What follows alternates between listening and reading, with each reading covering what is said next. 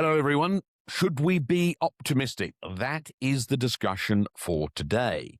Now, obviously, we can talk about markets, stock markets, the economy, but we can talk about human progress. We can talk about reducing disease, reducing war, reducing all manner of negative, deleterious elements so that we can be not just optimistic and more optimistic.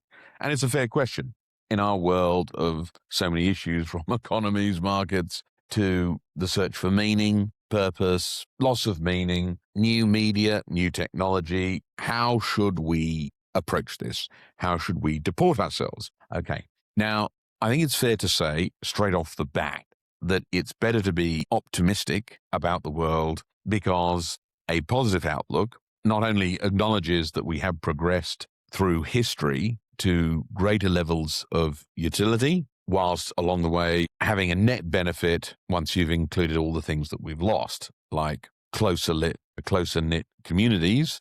I think it's fair to say we had closer knit communities with less chemicals in the past, but we have more medicine now and much less superstition, although superstition is not gone altogether and disease is not gone altogether, but we've got a net benefit there. We've lost a bit of community to some degree and a lot of old good quality things, including food and other items, but we have more utility from modern technology, and health's a big one there, education as well, in terms of learning about things we simply didn't know before, and space technology's got a lot to do with that. I'll say a bit about that later, because that goes to the human condition and to the extent to which the human brain doesn't really let us off the hook. It keeps asking us questions, keeping us curious, and making us anxious if we don't feed it enough information. But as I say, we will come to that in a moment. The first thing I'd say is that we should be optimistic on the economic side, because we are creating more utility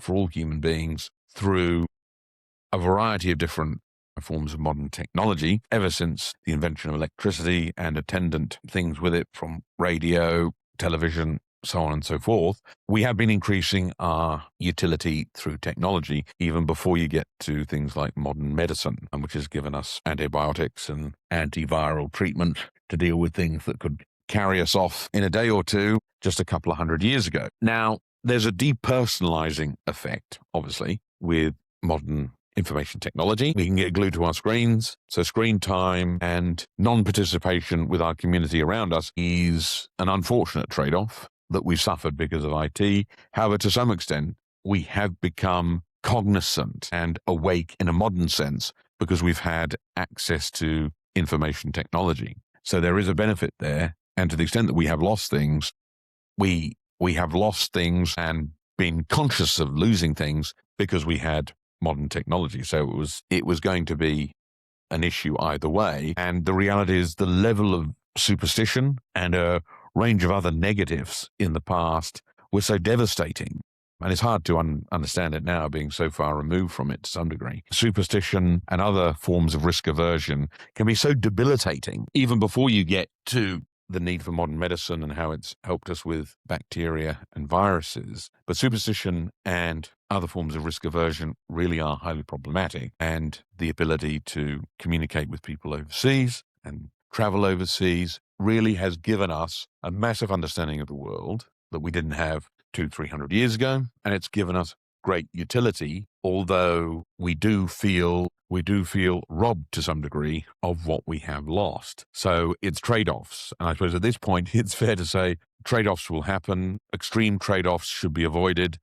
But most of all, Faustian bargains have to be avoided, because you start to get away from net benefit down to zero and then massive net losses with Faustian bargains, it's fair to say. So you really want to stay on the side of the ledger where you're getting as big a net benefit as possible. I think it's fair to say that we're still there with information technology and modern medicine, although there are concerns with both devices and some modern medicines where it would certainly be helpful to have more safety studies on them, for example. Anyway, coming back to markets, one of the key issues that has been brought up is that abject poverty over the last 100 years has been cut and cut again and continues to be cut through the modern economy, freer markets, and individual capitalistic policies that underpin the majority of global commerce. So allowing the individual to earn money, keep the majority of it, and let them manage their own affairs.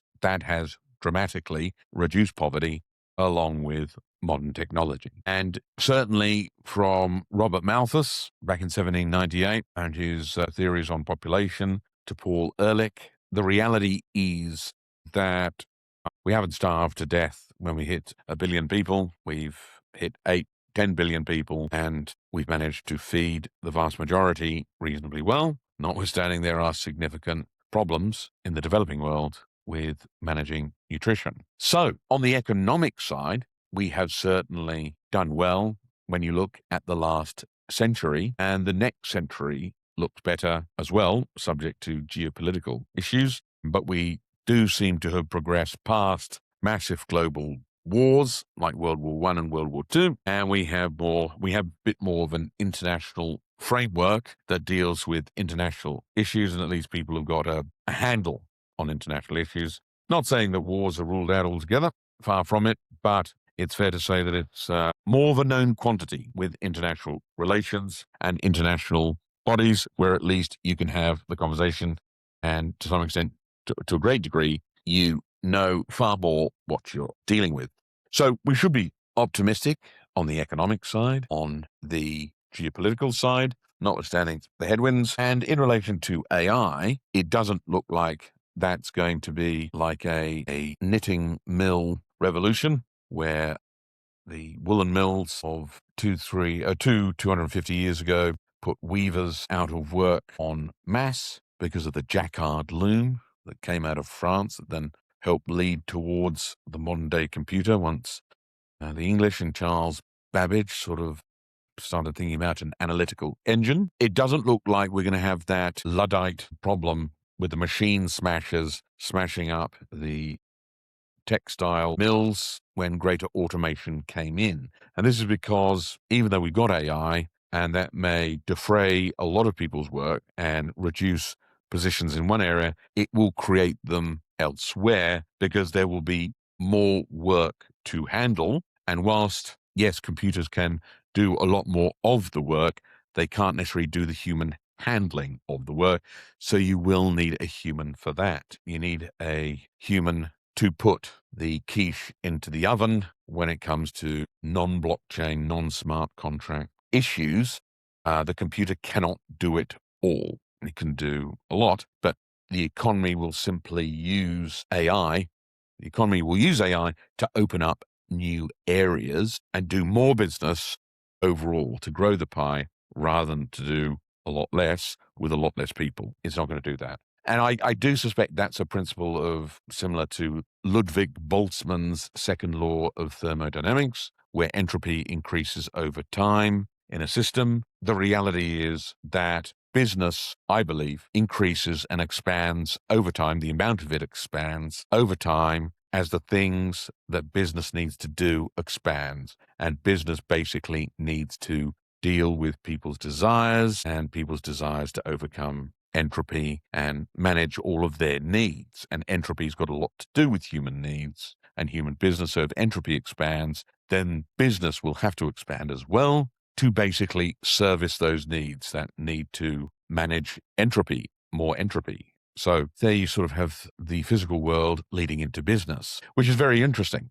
So it's a good reason to be optimistic because there's more to do over time because entropy increases and there's more to be cleaned up, more to be thought of, more to be improved, so on and so forth. So in those sorts of terms, economically, I think there's very good reason to be positive, despite the fact that you've got things coming along like AI, and a lot of people are saying that, well, it's going to put a lot of people out of work. And one of the things that's been quite interesting is to see some of the frontier labs over the last 6 months, so the first part of 2026, and even before, in 2025, saying that we need to have a conversation, we need to slow down AI, because it's going to put a lot of people out of work. And to some extent, people have been saying, look, this is a bit odd that the very people creating it are the people saying we should slow it down because it's going to have all of these destructive effects on the human labor market, which is very comic. It's almost amusing to some extent. The people going at light speed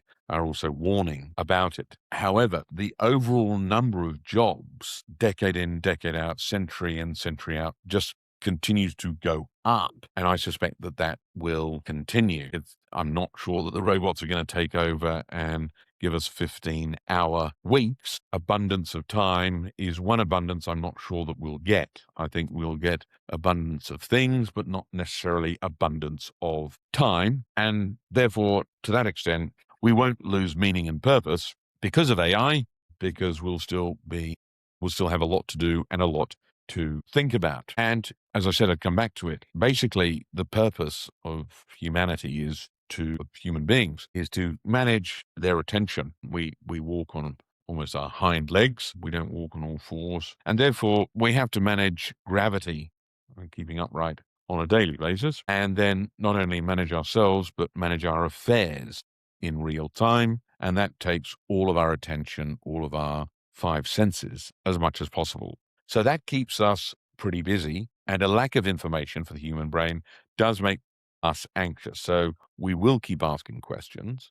And that, of course, is one of the main benefits of artificial intelligence. You can basically ask it as many questions as you like without feeling embarrassed, without worrying if you're stretching the relationship, as you might with a friend. You can keep asking questions and you don't get embarrassed like you would with a friend who may wonder, especially if you're asking simple questions, why you didn't know certain things. So it can sate that desire for information and certainty.